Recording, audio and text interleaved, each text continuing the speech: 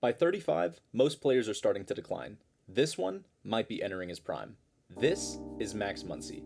Now, when you look at Max Muncy's numbers last year, there's nothing that really stands out and grabs your attention. He played in exactly 100 games, he hit 19 home runs, drove in 67 runs, and batted .243 with a WAR of 3.6. That's a pretty solid season, but it's nothing that would really make you think he's about to enter his prime, until you look at the numbers a little deeper. You see, Max Muncy had a terrible month of April. Up until April 29th, he was batting .180 and hadn't hit a single home run. Then on April 30th, everything changed. In the bottom of the second inning, Max Muncy stepped into the box and blasted a solo shot, his first home run of the year. Max Muncy went on to finish that game 2 for 4 with a home run, a triple, and a walk. This would be his turning point. So what was different?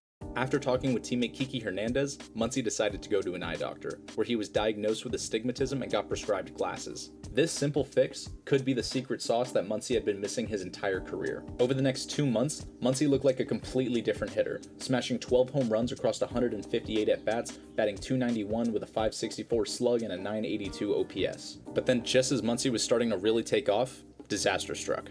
In the top of the 6th inning, just moments before Clayton Kershaw would reach his 3,000th career strikeout, Michael A. Taylor would attempt to steal third base, a play that would result in a nasty collision with Muncy. Muncy went down hard and was forced to come out of the game. After undergoing an MRI, Muncy would be diagnosed with a bone bruise on his left knee, which unfortunately would keep him out of action for just over a month. After missing 25 games, Muncy would return in early August, only to get shut down a week later due to an oblique strain he suffered during batting practice. This would end up costing him nearly another full month of his 2025. The 34-year-old struggled to find his footing in September after he came back, but that shouldn't be surprising since he had his last 2 months of baseball activity so limited.